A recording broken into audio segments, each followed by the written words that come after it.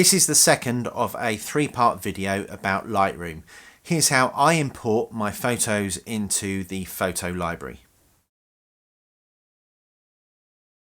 Hi everyone, welcome back to my channel, and in this short video I'm going to be talking about how I import my photos into Lightroom.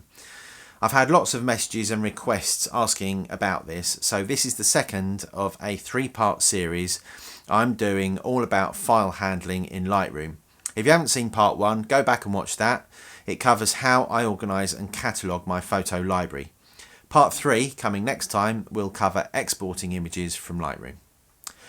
Okay, so let's get into how we import photos into Lightroom from a memory card. I'm going to be using the built-in SD card slot in the front of my Mac Studio. So let's put the card in the reader and see what Lightroom does. If Lightroom detects that there are new photos on the card that haven't yet been imported into the Lightroom, a large import dialog box comes up. If it doesn't, then just press the import button on the bottom left of the screen. Just make sure you're in the library tab. In the import dialog, the source is shown on the left, so this is where your memory card will be listed. If you have multiple card readers, then this is where you can select multiple memory cards and import them in one instruction. This is really useful if you have shot on multiple memory cards for something like an air show or a wedding.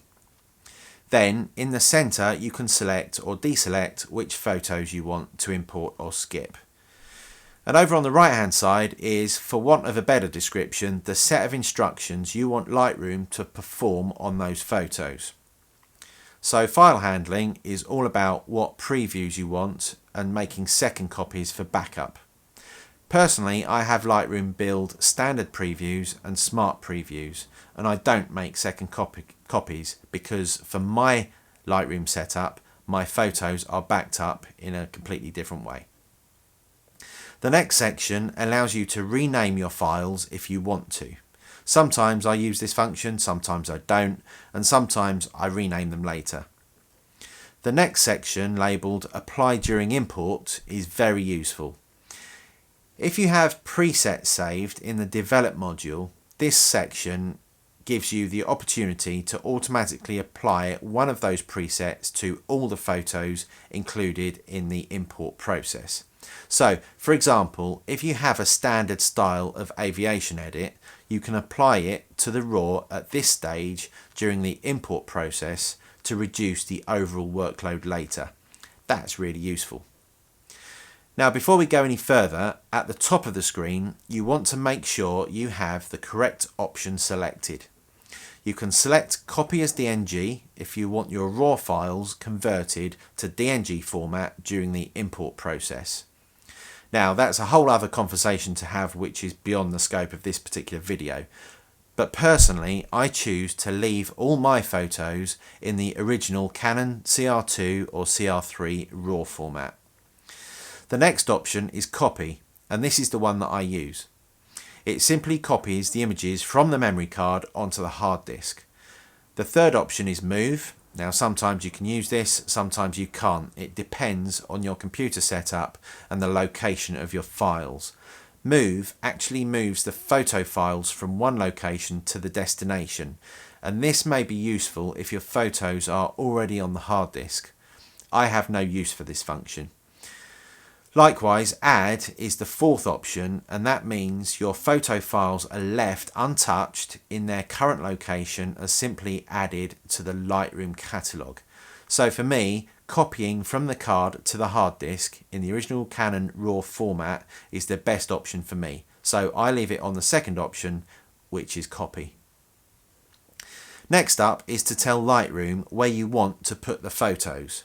And this is how I do it for my file structure, which I explained in part 1 of this series. Okay, so I still have a memory card here full of photos from the air tattoo this year. This is how I would select the destination for these photos, assuming the destination folder doesn't already exist. As I said in the previous video, to keep things simple and reliable and to avoid missing folders and photos, all folder functions should be performed within Lightroom. So Under the Destination tab, make sure the destination drive is selected, and for me that is Photo Video. That's the name of my external hard drive for my photos. Then the folder structure is Pictures, Lightroom, Archive, Aviation. So for this example, I'm going to go into the Aviation folder and show all airshows to show all the airshow folders. And make sure the airshows folder is selected and highlighted. Now I'm going to make the master shoot folder by pressing the plus button at the top just here.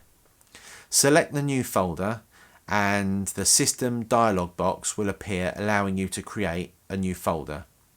Create the new folder here and name it according to your folder structure naming convention, which for me is year, month, date, then the name of the airshow. Then confirm that folder selection by pressing choose. That folder is now created within Lightroom and now appears in the folder list. Now I make sure that folder is selected, then tick the Into Subfolder checkbox, which I have named RAW. I've also selected Organise into one folder. And that's it. Hit the import button at the bottom and give Lightroom the time it needs to do its thing. I hope that answers all the questions I've been asked about how to import photos into Lightroom. If you found this video useful, then please help out by hitting the like button, and don't forget to subscribe and ring the notification bell so you don't miss the last part in this short Lightroom series, which is going to be all about exporting your photos from Lightroom. Thanks for watching. Bye for now.